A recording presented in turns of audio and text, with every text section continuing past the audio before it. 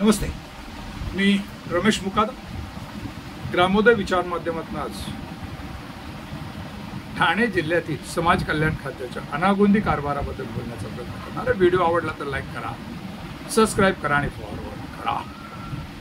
राष्ट्रीय ओबीसी महासंघ ठाणे जिल्हा चे प्रमुख एकनाथ तारमाळे यांच्या अध्यक्षतेखाली एक शिष्टमंडळ नुकतेच समाज कल्याण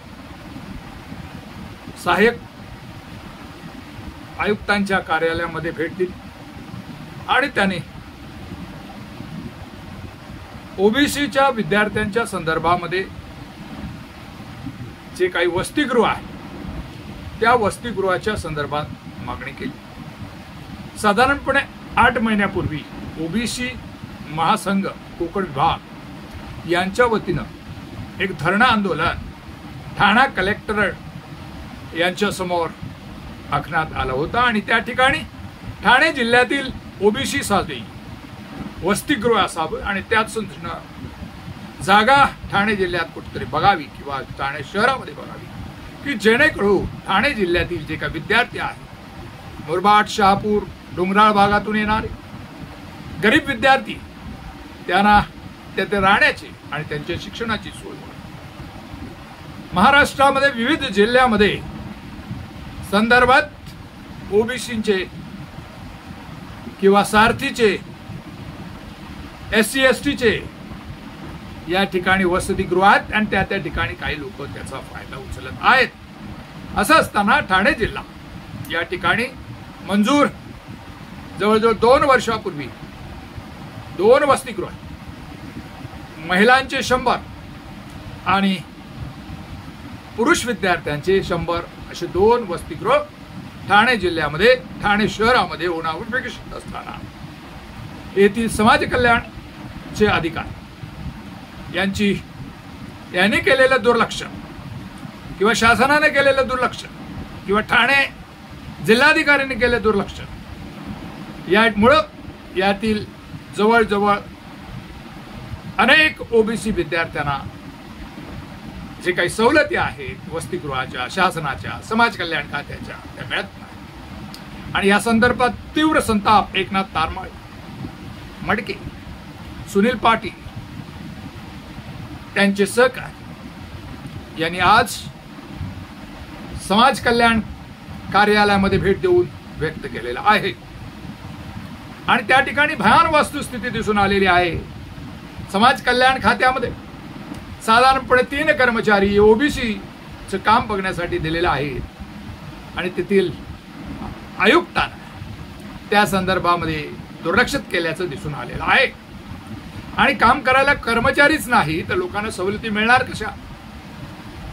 साधारणपणे जूनमध्ये, जुलैमध्ये ऍडमिशन्स होतात आणि त्यानंतर विद्यार्थ्यांना राहण्याची सोय होणं आवश्यक असताना या ठिकाणी ठाणे जिल्ह्यातील ओबीसींवर अन्याय चाललेला आहे.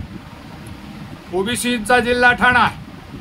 आगरी, कोळी, कुणबी, 12 बलुतेदार मोठ्या संख्येनं या जिल्ह्यामध्ये राहतात. आणि असं असताना मुंबई लगत असलेल्या ठाणे जिल्ह्याला, ठाणे शहराला वसतिगृहाची सोय नाही. समाज कल्याण खातं करतं काय? इथे कलेक्टर करतंय काय? आणि 8 महिन्यापूर्वी या संदर्भामध्ये आंदोलन करून, धरणे धरून कलेक्टरांनी सूचना देऊन देखील वसतिगृहाचा प्रश्न सुटण्यास विलंब का होतो आणि याचा खुलासा विचारण्यासाठी एकनाथ तारमाळे यांची त्यांचे सर्व कार्यकर्ते यांनी भेट दिली. आणि त्यांनी 15 दिवसाचा अल्टिमेटम दिलेला आहे की ओबीसीच्या वसतिगृहाचा प्रश्न 15 दिवसात मध्ये सोडावा.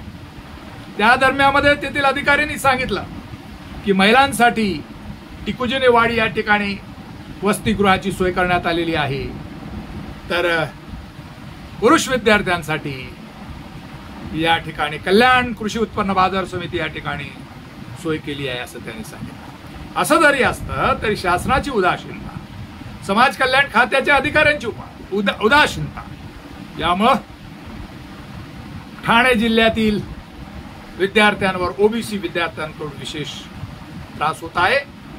आणि 15 दिवसामध्ये हा प्रश्न जर सुटला नाही तर कलेक्टरांना घेराव, समाज कल्याणच्या अधिकाऱ्याने घ्यावा किंवा मंत्रालयातील समाज कल्याण मंत्र्यांना घेराव, अर्थमंत्र्यांना घेराव घालण्याचा मनोदय या ठिकाणी कार्यकर्त्यांनी व्यक्त केलेला आहे. या संदर्भामध्ये देवेंद्र फडणवीस यांनी लक्ष घालणं गरजेचं आहे. विशेष करून ठाणे जिल्हा ओबीसीचे जिल्हा आणि येथील ओबीसी विद्यार्थी शिकू नयेत, गरीब राहावेत अशीच व्यवस्था शासन करत आहे असं एकूण दिसून आलेलं आहे. सारथीसाठी या ठिकाणी वसतिगृहाची सोय होते आणि ओबीसीसाठी होत नाही याचा तीव्र संताप देखील कार्यकर्त्यांनी व्यक्त केलेला आहे.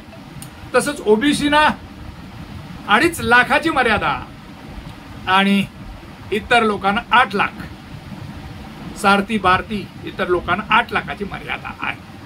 मग ओबीसीने काय पाप केलेला आहे? याचा अर्थ ओबीसी या देशातून बाहेर गेले पाहिजेत, ओबीसीना सवलती द्यायच्या नाहीत, त्याची आर्थिक कुटुंबना करायची, शैक्षणिक कुटुंबना करायच्या, त्यांच्या जागा जमिनी घ्यायच्या आणि त्यांना या ठिकाणी हुसकावून लावण्याचं काम शासनाचं चाललंय का, हा प्रश्न निर्माण झालेला आहे.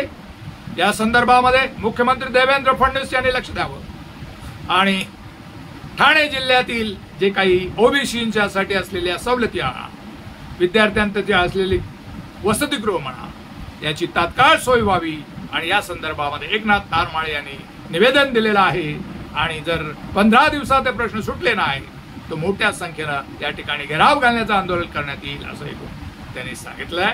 या संदर्भात ठाणे जिल्ह्यातील राजकीय लोकांचं काय म्हणणं, ठाणे जिल्ह्यातील विद्यार्थ्यांचं काय म्हणणं याबद्दल कमेंट्स करा आणि माझा व्हिडिओ आवडला तर लाईक करा, सबस्क्राईब करा आणि फॉरवर्ड करा. जय हिंद, जय महाराष्ट्र, जय भारत.